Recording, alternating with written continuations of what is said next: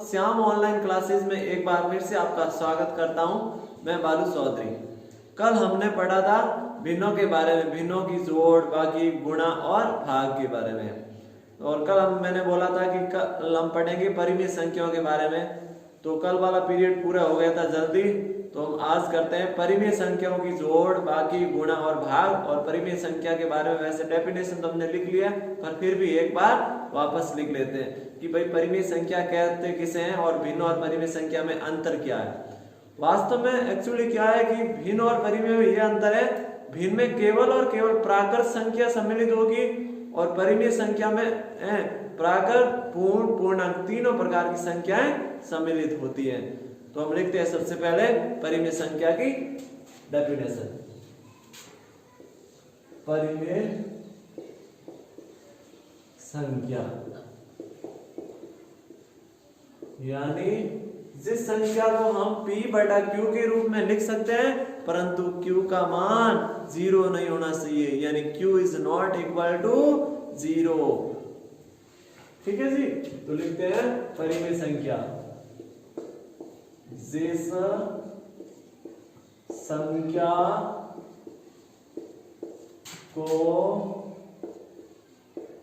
हम P/Q के रूप में लिख सकते हैं, परंतु Q is not equal to 0 या Q का मान 0 नहीं होना चाहिए, यानी Q का मान 0 नहीं होना चाहिए, ये एक कंडीशन है। बाकी कुछ भी हो सकता है, जैसे होना चाहिए, उसे परिमेय संख्या कहते हैं। अब इसके एग्जाम्पल उदाहरण देखिए, जैसे 7/8 -4/3 और माइनस के 15/16। अभी -15/16 ये भिन्न नहीं है, केवल और केवल परिमेय संख्या है। ये भी केवल परिमेय संख्या है, ये परिमेय भी है और भिन्न भी है। तो हम ऐसे कह सकते हैं सभी परिमेय संख्या भिन्न नहीं हो सकती, परंतु सभी भिन्न है जो परिमेय संख्या हो सकती है। ठीक है जी। परिमेय संख्या जिस संख्या को हम P/Q के रूप में लिख सकते हैं, Q is not equal to 0, Q का मान 0 नहीं होना चाहिए, यानी उसे परिमेय संख्या कहते हैं। जैसे ये हमारे इसके एग्जांपल हो गए हैं। तो आप डेफिनेशन तो हमने लिख रखी है, फिर भी एक बार वापस से समझ लिया है। तो ये परिमेय संख्या होती है, यानी सभी भिन्न है जो परिमेय संख्या होती है, परंतु सभी परिमेय है जो भिन्न नहीं हो सकती। क्यों नहीं हो सकती? जैसे ये -15/16 ये परिमेय संख्या तो है, परंतु भिन्न नहीं है। क्यों नहीं है भिन्न? क्योंकि ये नेगेटिव में मान है, और नेगेटिव है तो मतलब पूर्णांक है, और भिन्न में केवल क्या होता है? प्राकृत संख्या होती है। तो इसमें पूर्ण और पूर्णांक तथा प्राकृत तीनों संख्याएं सम्मिलित होती है। ठीक है जी। मतलब तीनों संख्या इसमें सम्मिलित होती है परिमेय संख्या में। तो आप इसको लिख लीजिए। फिर हम अगला स्टार्ट करते हैं, इन परिमेय संख्याओं की जोड़, बाकी, गुणा और भाग पढ़ते हैं। ठीक है। इनकी एक दो एग्जांपल लेते हैं कि भाई कल तो हमने भिन्नों के जोड़, बाकी, गुणा, भाग पढ़े, आज परिमेय संख्याओं के जोड़, बाकी, भाग पढ़ेंगे, गुणा, भाग पढ़ेंगे। तो सबसे पहले लिखते हैं परिमेय संख्याओं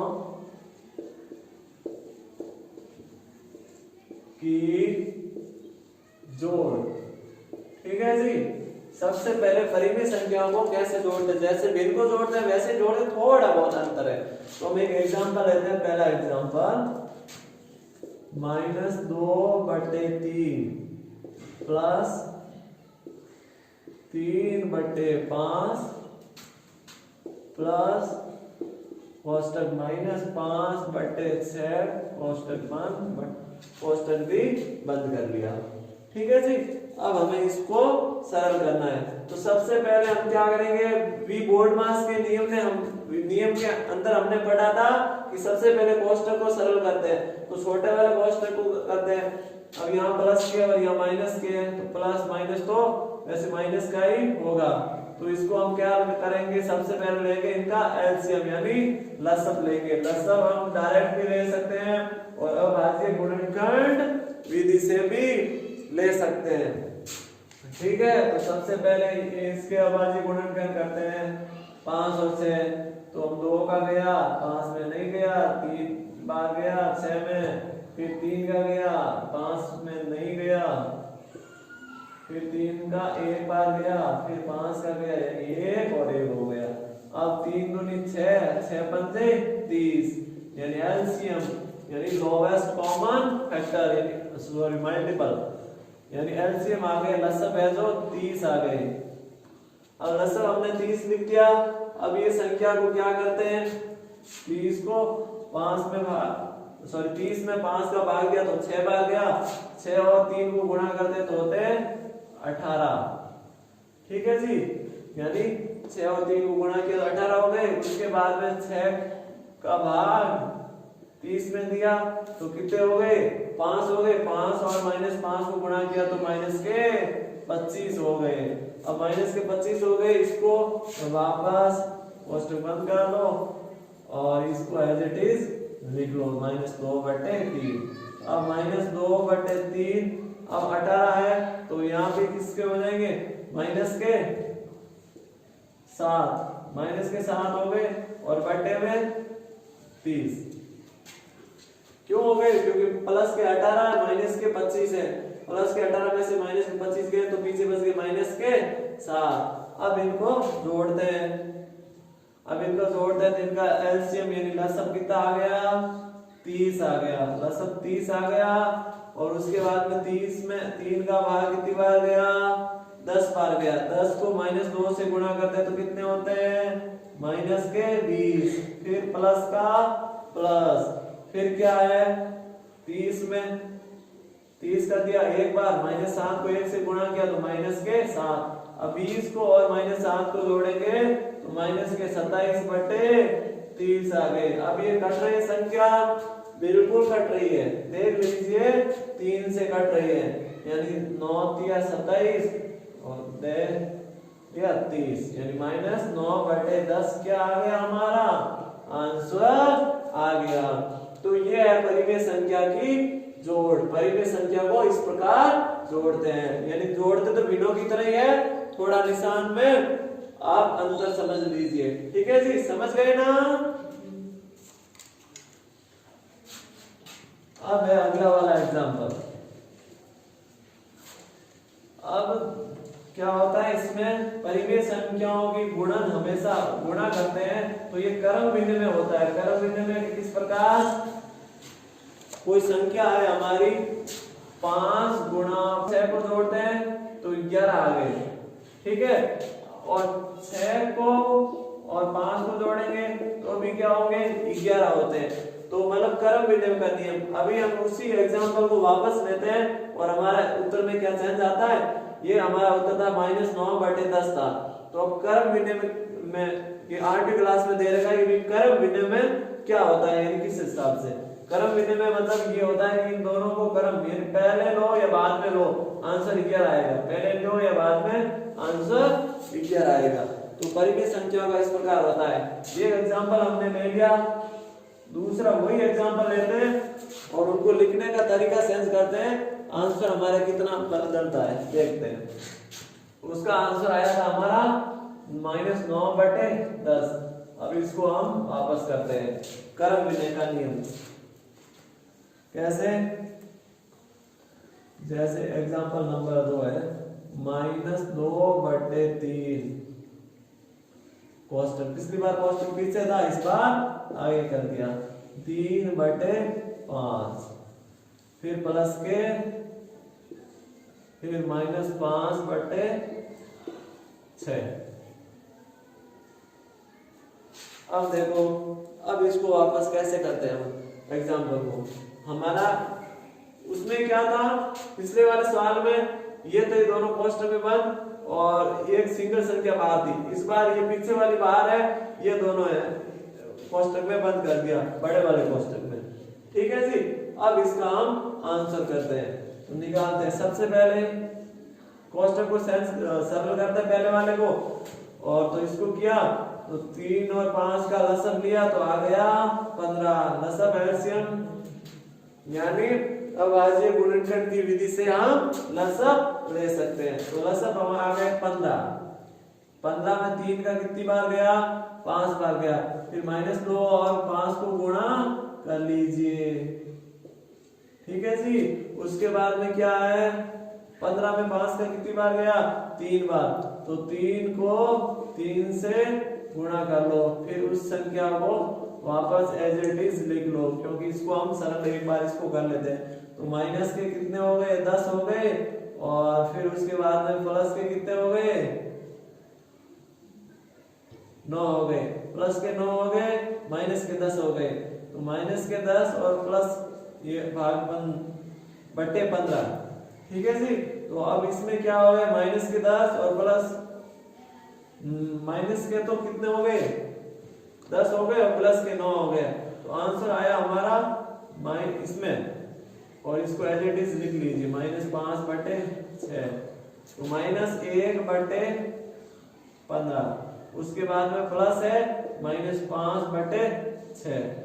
इसको हम ऐसे लिख लेते हैं। अब हम देखते हैं इन दोनों का लसम कितना आता है, 30 आता है। तो एलसीएम कितना आ गया हमारा, 30 आ गया। लसम दोनों का 30 आ गया। 30 में 15 का भी भाग जाएगा, 6 का भी भाग जाएगा, और सबसे छोटी से छोटी संख्या 30 ही है। ये ऐसे तो 60 में भी जा रहा है, पर सबसे छोटी रहनी है। लो एलसीएम यानी लोवेस्ट कॉमन मल्टीपल, ये सबसे छोटे। अब ये 2 बार गया, 30 में 15 का कितनी बार गया, 2 बार गया। तो -1 को 2 से गुणा कर लेते हैं। फिर क्या प्लस, फिर इसमें 30 में कितनी बार गया, 6 बार गया, और 6 को किससे गुणा करते हैं, 5 से गुणा करते हैं। हाँ सॉरी, 6 में 30 बार गया, 5 को 5 से गुणा करते हैं। ठीक है जी। अब -5 को गुणा किया 5 से, तो माइनस के 25 हो गए। -5 को प्लस के 5 से गुणा करते हैं, तो माइनस के, अब आंसर हो गया हमारे इधर। इसको थोड़ा ऊपर लिख लेते हैं, यानी -1 और 2 को गुणा किया तो -2 प्लस इधर -25 बटे 30 बराबर -27 बटे 30। सॉरी, यहाँ प्लस माइनस की संख्या, -25 और -2 को जोड़ते हैं तो -27 हो गए और बटे 30। और अब इस संख्या को वापस काट देते हैं, 9 बटे 10 हो जाएगी। ये हमारा आंसर आ गया। अब इससे हमें यह सिद्ध भी होता है, इससे तो एक तो क्या होगी, परिमेय संख्याओं की जोड़ हो गई, और दूसरा है क्रम विनिमय। तो हम ऐसे लिखते हैं, क्रम विनिमय है, परिमेय संख्याओं की जोड़ क्रम विनिमय है। तो हम ऐसे लिखेंगे, परिमेय संख्याओं की जोड़ क्रम विनिमय है, क्योंकि -9 बटे 10 आया, इसका भी -9 बटे 10 आया। सवाल को हमने आगे पीछे किया तो इससे कोई फर्क नहीं पड़ा। इसका मतलब है परिमेय संख्याओं की जोड़ क्रम विनिमय है, यानी क्रम विनिमय, यानी पहले 5 को करो। हमने एक एग्जांपल देखा था ना कि भाई 5 + 6 या 6 + 5 दोनों का मतलब सेम होगा। अगर माइनस करेंगे तो माइनस में दोनों को संख्या को इधर उधर करेंगे अंतर आ जाएगा, परंतु इसमें अंतर नहीं आएगा। तो मतलब ये क्रम विनिमय है, और ये परिमेय संख्या की जोड़ भी हो गई। इस प्रकार आप इसको नोट कर लीजिए। थोड़ा अस्त है, पर इसको आप समझ के आराम से अच्छे से लिख लो। फिर आगे बढ़ते हैं हम। ये तो हमारी हो गई परिमेय संख्याओं की जोड़। अब एक हमें जोड़ में 0, एक संख्या है 0। 0 क्या होता है, योज्य तत्सम। तो लिख लीजिए 0, यानी एक नोट डाल के लिख लीजिए 0 एक योज्य तत्सम है। आप ये दो डाल के लिख लीजिए। अब है उसके बाद में योज्य प्रतिलोम। अब योज्य प्रतिलोम क्या होता है? योज्य का मतलब होता है जोड़, योज्य, योज्य प्रतिलोम। अब अगर कोई संख्या दे रखी है कि भाई उसका योज्य प्रतिलोम लिखिए। मान लीजिए कोई संख्या दे रखी है कि भाई 2/8, 2/8 ये संख्या दे रखी है।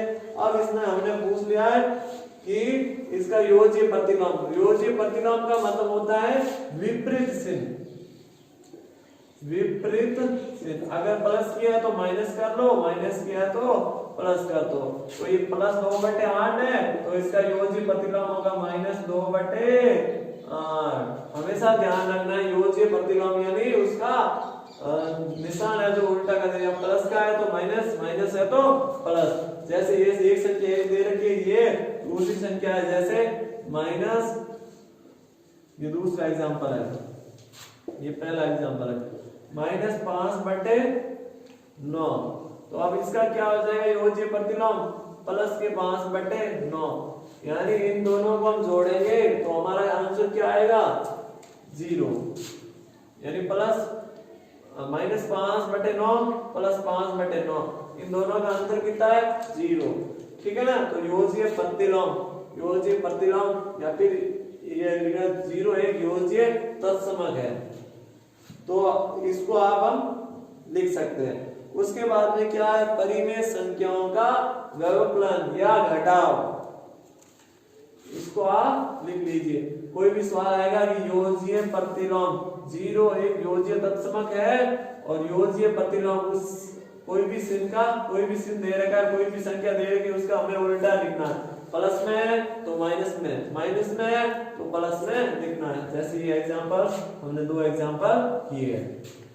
तो ध्यान रखना 0 एक योज्य तत्समक है और योज्य प्रतिलोम का मतलब होता है विपरीत चिन्ह।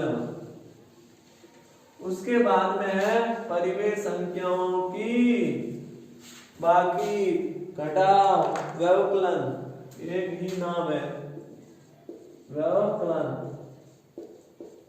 ठीक है, या फिर इसको बोलते हैं घटाव। एक ही बात है, व्यवकलन बोलो या घटाव बोलो। यानी परिमेय संख्याओं की जोड़ के बारे में हमने पढ़ लिया है। अब यह परिमेय संख्याओं के व्यवकलन या फिर परिमेय संख्याओं के घटाव। अब इसके एग्जांपल लेते हैं।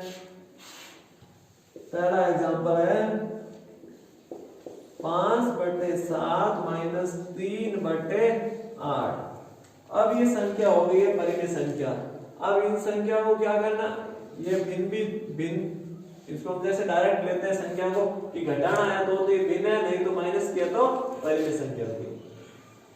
अब क्या करना? इन दोनों का क्या लेना पड़ेगा? लसब। इन दोनों का लसब कितना आता है? अभाज्य गुणनखंड की विधि से कर सकते हैं और हम डायरेक्ट बता भी सकते हैं। 56 आ गया। 56 में कितनी बार गया? 7 का गया 8 बार। 8 को किससे गुणा करेंगे? 5 से। 5 को 8 से गुणा करेंगे, फिर क्या है? माइनस है। अब 8 का इसमें 56 में कितनी बार गया? 7 बार गया। तो 3 को किससे गुणा करेंगे? 7 से करेंगे। तो 8 × 5 40 माइनस 7 × 21/56 तो बराबर प्लस की संख्या आगे, क्योंकि 40 में से 21 गए 19/56। अब ये संख्या कट रही है, नहीं कट रही है, तो ये हमारा आंसर आ गया 19/56। ये हमारा आंसर हो गया। अब इससे अगला हम लेते हैं -6/13 -7/15। ठीक है जी, ये संख्या है। अब इसका हमें घटाव करना है। तो हमें ध्यान रखना है कि भाई संख्या दे दी है किसमें? माइनस में। इधर ही माइनस है, माइनस माइनस क्या हो जाएंगे? Plus, plus minus minus. Answer हमारा किसमें आएगा? माइनस में आएगा। ठीक है, देखते हैं हम कैसे करते हैं।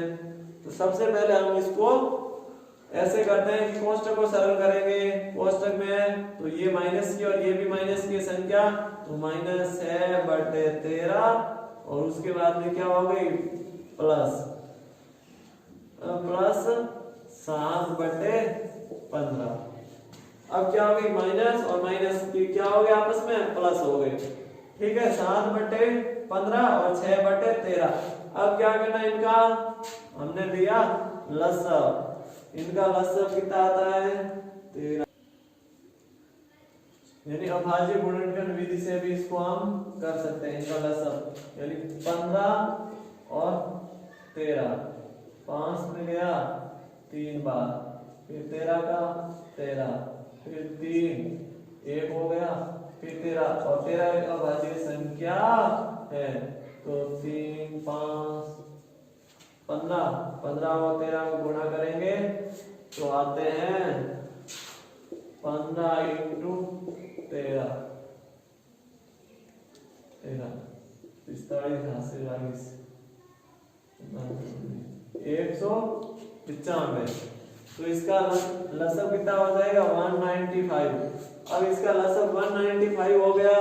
अब 195 में कितनी बार जाता है 13 का जाता है 15 बार जाता है। तो 15 को और 13 को 15 को और 6 को करेंगे गुणा, -6 × 15। उसके बाद में प्लस के प्लस लगा लो और 15 का 195 में कितनी बार जाता है 13 बार जाता है। तो 13 और 7 को गुणा करेंगे तो 91 आ जाएंगे। अब 91 यानी हम लिखेंगे 7 × 13। ठीक है जी।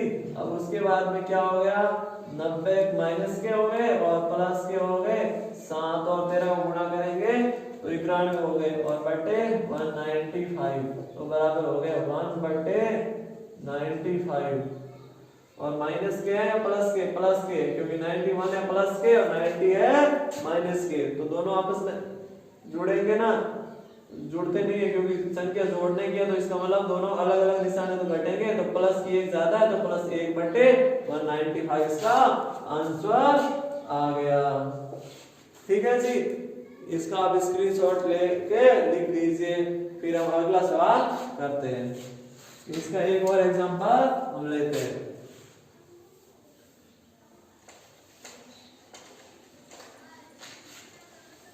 ये 8वीं कक्षा के एग्जाम्पल है और सिंपल है और सभी कक्षाओं के लिए काम आते हैं, और नीट में इस बार ऐसे प्रश्न आने की बहुत ज्यादा उम्मीद है। अब देखते हैं अगला तीसरा है -3/8 -7/11। अब क्या करना है, हमें इनका एलसीएम लेना है। एलसीएम कितना आ रहा है 88 आ रहा है, क्योंकि डायरेक्ट गुणा होगी, अभाज्य संख्या है ये 11, तो डायरेक्ट गुणा ही होगी, तो 88 आ गया। अब उसके बाद में कितनी बार गया 11 बार। 11 को 3 से गुणा किया, -3 को 11 से गुणा किया, उसके बाद में क्या है माइनस है तो माइनस कर लो, और फिर 8 बार गया 8 बार गया और -7 और 8 को क्या कर लेते हैं गुणा कर लेते हैं। तो देखो 7 और 8 को गुणा किया तो 56 हो गए, माइनस 11 किया 33/88। अब ये संख्या दो माइनस किया तो आपस में संख्या क्या हो जाएगी जुड़ जाएगी, 9 5 3 8 9 89/88।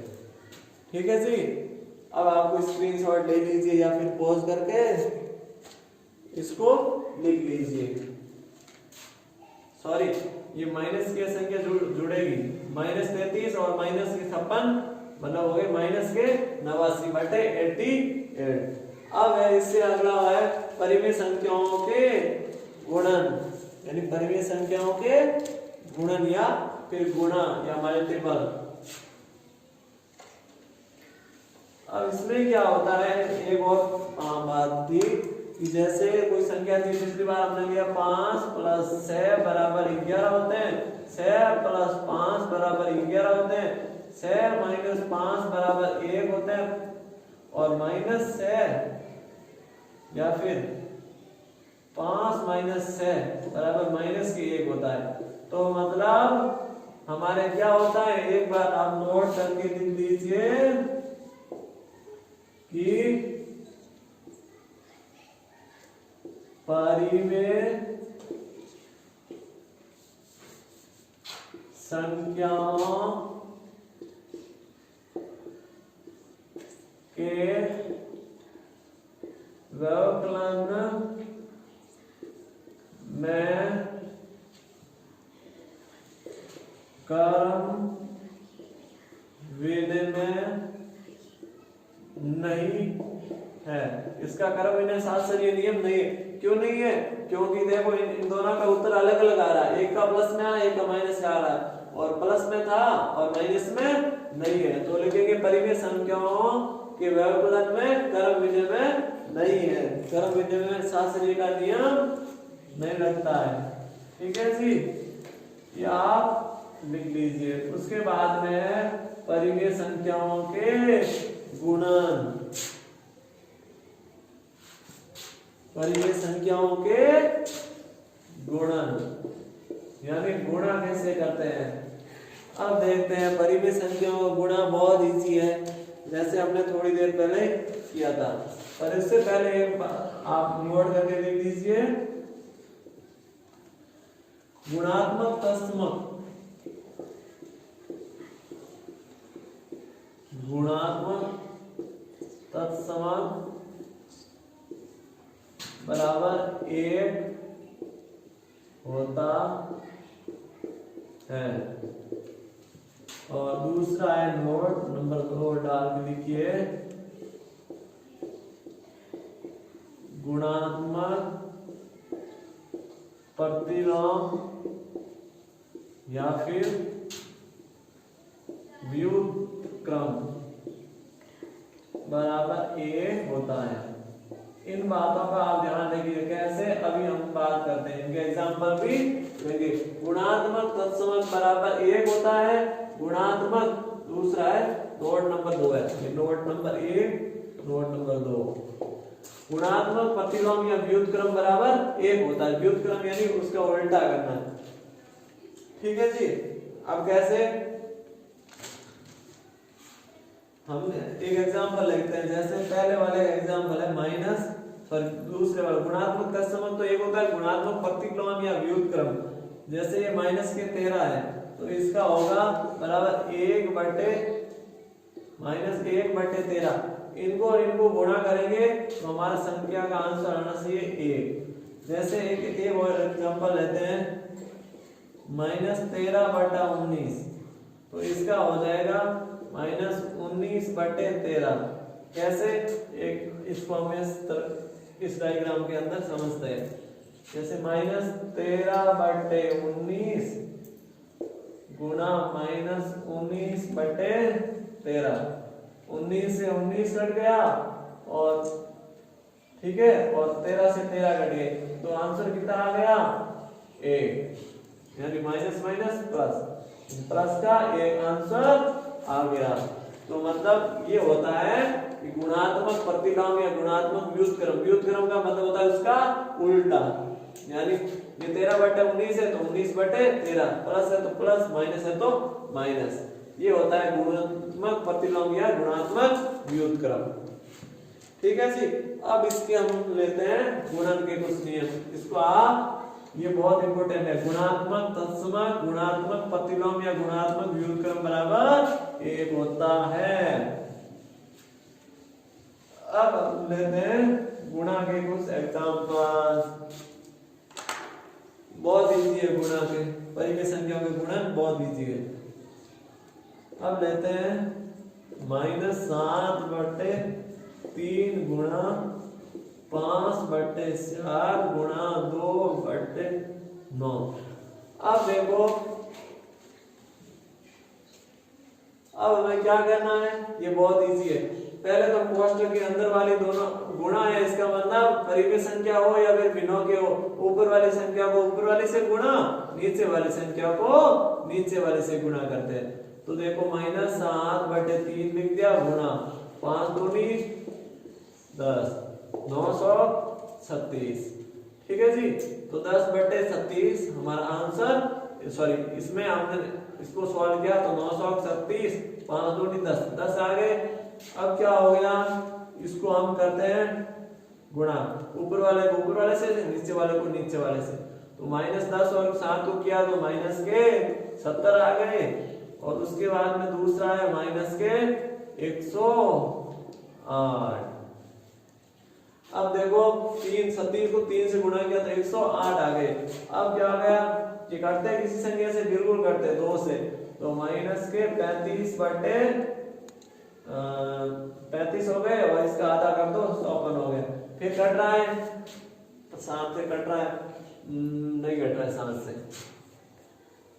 ठीक है जी। तो ये हमारा आंसर आ गया। अब क्या होता है, ये क्रम विनिमय का नियम जोड़ में तो लगता था, परंतु बाकी में क्रम विनिमय का नियम नहीं लगता था। अब गुणा में देखते हैं क्रम विनिमय का नियम लगता है या नहीं लगता है। तो इसका ही एक एग्जांपल लेते हैं, इसका next same to same example है। इसमें इसको ये है ना, इसको सीक्वेंस बदलते हैं तो क्या उसको फर्क पड़ता है। अब है -7/3 गुणा 5/4, ठीक है। उसके बाद 2/9।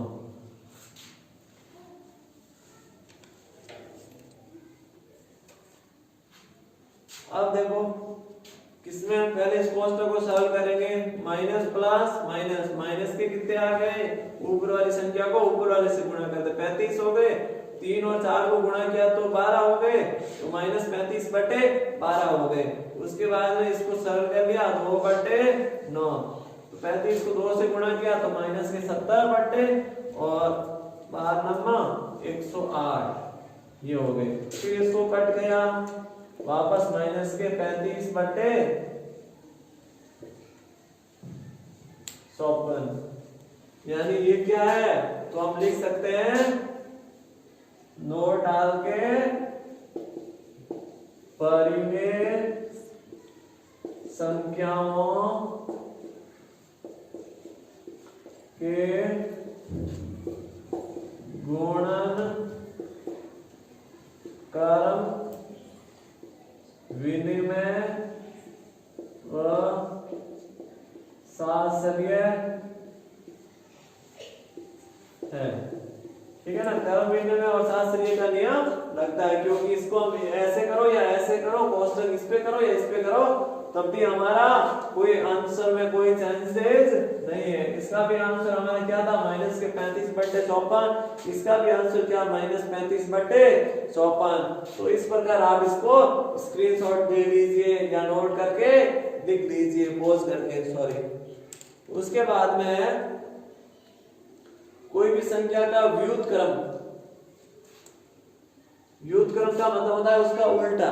अभी हमने लिखा था वो एग्जांपल लिखे थे कि जैसे -35/54 है, तो इसका व्युत्क्रम हो जाएगा 54/35, ठीक है। अब है इससे अगला परिमेय संख्याओं के भाग या विभाजन,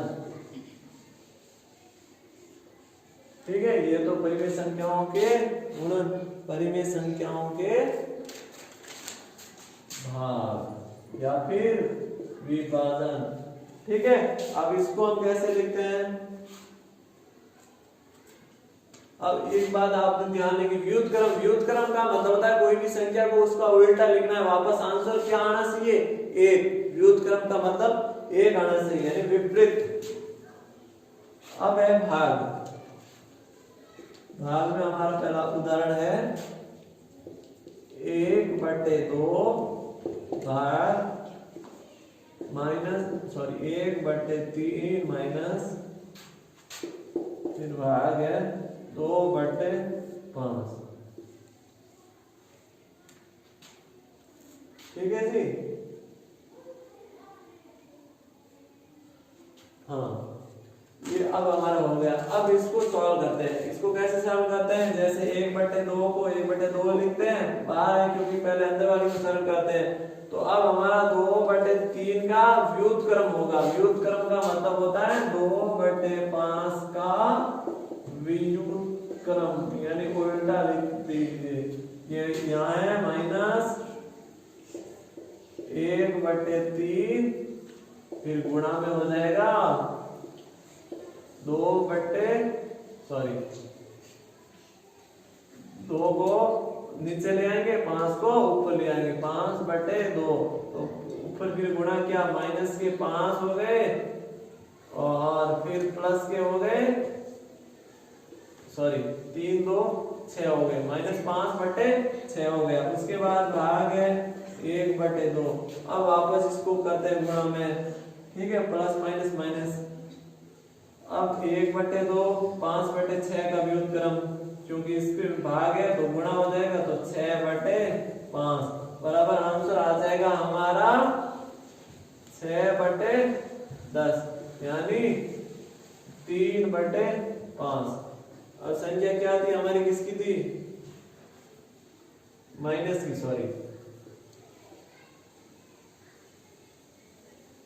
माइनस की थी।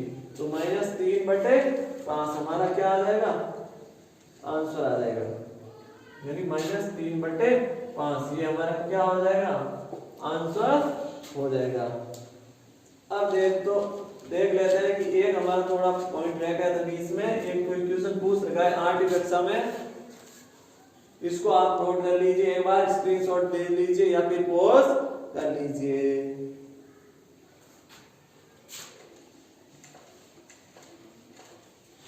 ठीक है जी।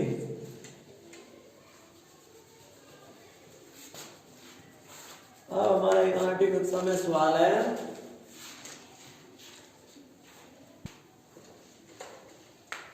तो 7/16 का व्युत्क्रम से गुणा कीजिए। इसको आप भी कर सकते हैं, देखिए आपके लिए भी एक क्वेश्चन है, यानी 6/3 को -7/16 का व्युत्क्रम से गुणा कीजिए। किसका व्युत्क्रम? -7/16। तो आप लिख सकते हैं, आप भी कीजिए इसको, ठीक है जी, या फिर पॉज कर लो ताकि आप कर लो, उसके बाद में आंसर देख लेना। तो 6/3 का 3, इसका क्या हो गया, उल्टा, यानी व्युत्क्रम का मतलब होता है उल्टा, 16/7। फिर किसको करते हैं, 16 को 6 से गुणा किया तो 96 आ गए और बटे 21। अब ये करते हैं 3 को, ये 7 बार गया और इसमें गया 3 और 2 32 बार, यानी -32 बटे